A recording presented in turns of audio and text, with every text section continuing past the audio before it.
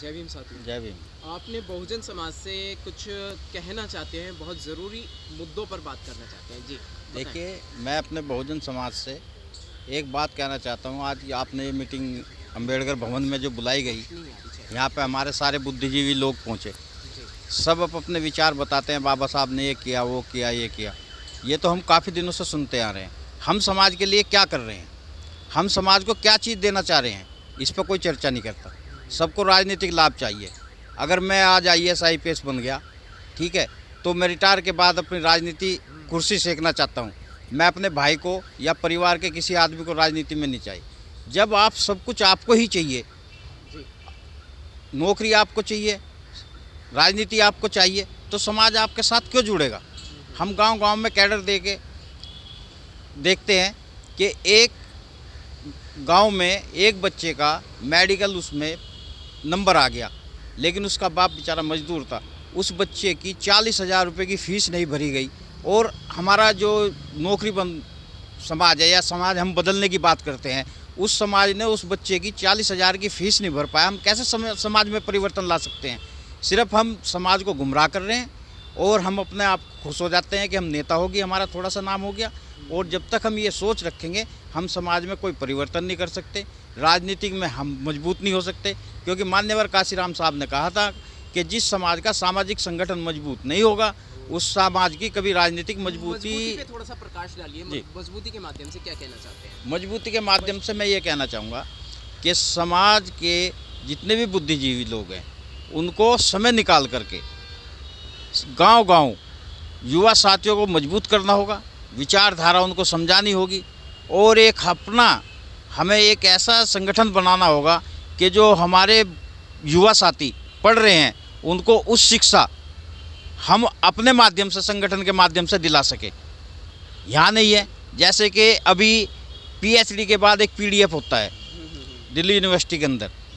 उस PDF करने के बाद 70,000 रुपये उस बच्चे को मिलते हैं 3 साल तक।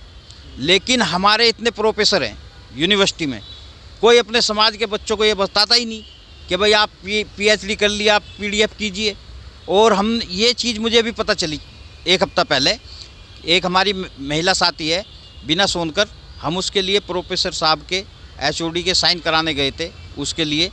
तो जब हम वहाँ पहुँचे तो हमारे 10 प्रोफेसर थे जानने वाले। तो 10 प्रोफेसरों में से किसी ने हाँ नहीं भरी कि हम आपका PDF करेंगे, आप हमारी देख रेख में कीजिए। हमें बड़ा दुख हुआ। और वे मंचों पे बैठ के बड़ी बड़ी बात करते हैं। फिर हम रतन लाल जी से हमने बात की, तो रतन लाल जी ने हमें सारा समझाया कि भाई डिपार्टमेंटली हम लोगों को PDF के अथॉरिटी नहीं देता।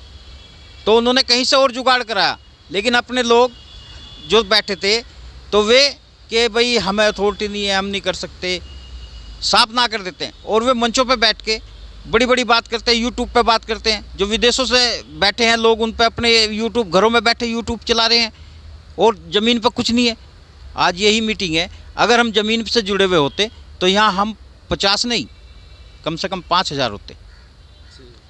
इसी चीज़ से हम अंदाज़ा लगा सकते हैं कि हम ज़मीन से जब तक नहीं जुड़ेंगे, अपने लोगों के बीच में नहीं रहेंगे, जब तक हम कोई भी परिवर्तन नहीं कर सकते। और आभास महासंघ हमारा जो अपना एक मिशन है, मिशन 24 कैरेट, जिसके राष्ट्रीय अध्यक्ष लाल सिंह भूमेवालकर जी हैं। अभी उनका कुछ दिन पहले एक्सीडेंट करा दिया था मनुवादी लोगों ने, लेकिन हम हटे नहीं हैं। पूरे देश में हमारा आंदोलन चल रहा है। हम चाहते हैं बाबा साहब का सपना, जाति विहीन समाज और शिक्षित समाज। जब तक हम जातियों में बटे रहेंगे, जब तक हमारा कुछ भी लाभ नहीं हो सकता। और हमें एक पीढ़ी को राजनीतिक स्वार्थ छोड़ना होगा, आने वाली पीढ़ी को लाभ देना होगा। हम RSS BJP की आलोचना करते हैं, लेकिन उनसे सीखते नहीं। बिल्कुल, दुश्मन से भी सीखना चाहिए। 1925 में हमारी बामसेप बनी, 1928 में RSS बनी, लेकिन RSS आज सत्ता में है और हम कहाँ हैं? हम कहीं भी नहीं हैं। क्योंकि जो भी बामसेप का पदाधिकारी बना, या वो उसने आने वाली पीढ़ी के लिए काम नहीं किया, उसने अपने लिए काम किया। आज बामसेप 4 धड़ों में बट गई। मान्यवर काशीराम जी के बाद हमारा मिशन ख़त्म हो चुका। इसलिए हम चाहते हैं कि एक नया मिशन आभास महासंघ के माध्यम से पूरे देश में खड़ा होगा।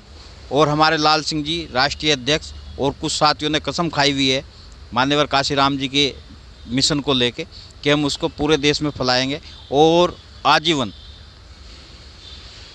मतलब शादी ना कर करके 20 लड़कों की हमारी टीम है जिन्होंने शपथ ली है कि हम जीवन में कभी शादी नहीं करेंगे और इस मिशन को हम देश में फैलाएंगे जिससे आने वाली पीढ़ी समाज को कुछ लाभ हो सके। जी, क्या उनसे मुलाकात हो सकती है कि मतलब किनसे? जिन लोगों ने ये प्रतिज्ञा ग्रहण करी कि वो मान्यवर साहिब कांशीराम जी के पद चिन्हों पर चलेंगे? हाँ, अभी हम आज 20 तारीख हो गई, अभी आज अध्यक्ष जी को आना था लेकिन किसी कारणवश वे नहीं आ पाए और हम जल्दी ही अम्बेडकर भवन में हम रखते हैं प्रोग्राम, मतलब पीछे भी रखा था, तो जो हमारी डेट फिक्स होएगी मैं आपको बता दूंगा और यहीं पे आपकी सारी मुलाकात कर दी जाएगी।